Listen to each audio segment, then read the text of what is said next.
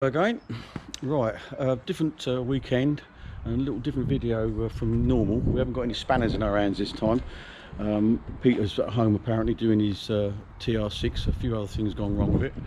But we've got another car here today. It's brought us up into the modern world, and we're in a lovely place down where we are. It's Chatham Historic Dockyard. HMS Cavalier's down the bottom there. Some of the old mast sheds and everything else over there. A massive big covered building, was one of the biggest ones on the planet back in 1800 and something, and it's a Peugeot, and I don't have any recollection really of a Peugeot chucking out any decent cars in recent years. The 205 GTI and the things like that were really good, but this one is this one. There we go. It's an RCZ R. So go on in, Simon, what made you take a fancy on this thing?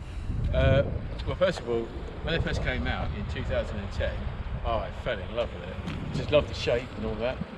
And I'll tell you what, we're going to cut back. Look what I see. We've got one modern car here. Yeah. Look at that one. I know, steam. Steam. A steam-driven lorry.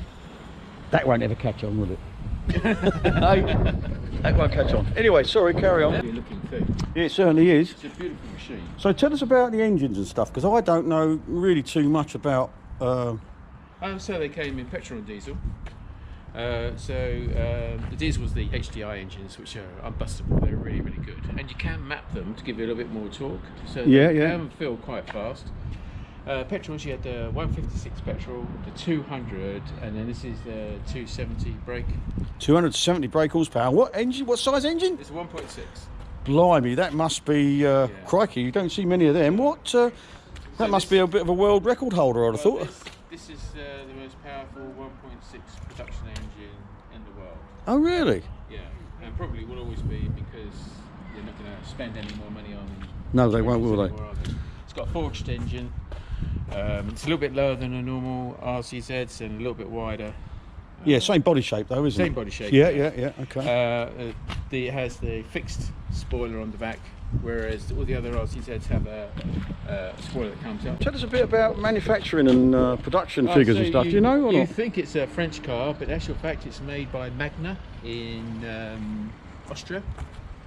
So they often do a lot of production lines cars for different manufacturers.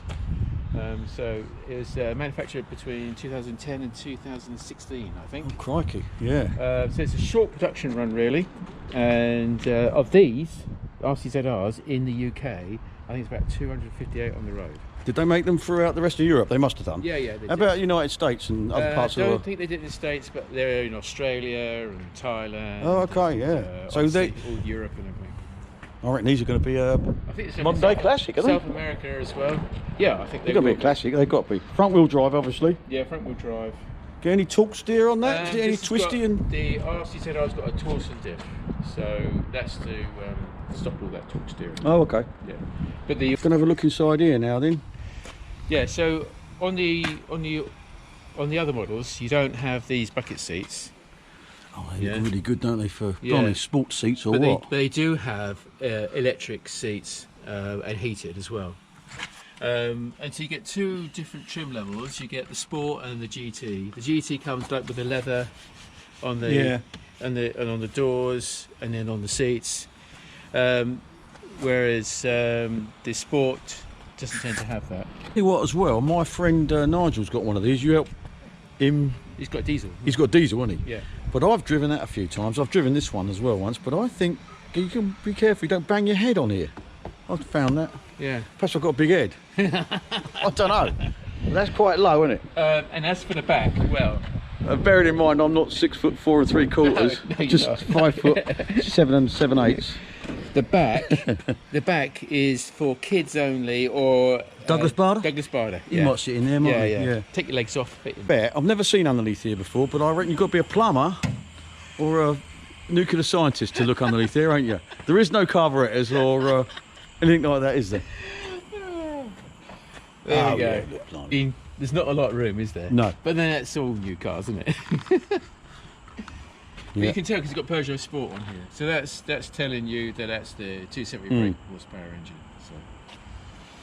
I keep thinking that your tyre's got a puncher because I hear a hissing noise, but it's not. It's not. It's that out there. That's bigger than I thought. Yeah. And the They all say that, don't they? Yeah. I'm not even answering that. And you've got this little thing here, and then you pull that, and then the seats go down as well. So you've got all the way through. Oh, you can put your ski wear in there. Yeah, exactly. And go down to the south of France. Exactly. Oh, great. Exactly. Yeah, nice. How about colour-wise? Is this just all in white? Now you get all different colours. So you said R. What does RCZ stand for? You know what? I reckon. Delicious. Yeah, no, I think it's radio controlled Zeppelin. My mate told me that. Nigel told me that, so that's got to be true. So the RCZR, these brakes cost the earth, and they suffer. They put ordinary steel pistons in, and they rust, and then they end up getting jammed. No, carry on. A bit later. You can carry on. You save it a moment. A bit later. You're the one that's getting all the views. You're good looks. God, I hope not. 2014, I think they started to kind of get these things sorted out. Yeah, So they don't tend to suffer so much, but you get good ones and you get bad ones, especially on the 156s. The diesel's pretty unbustable, I think. Yeah, they're so well made up.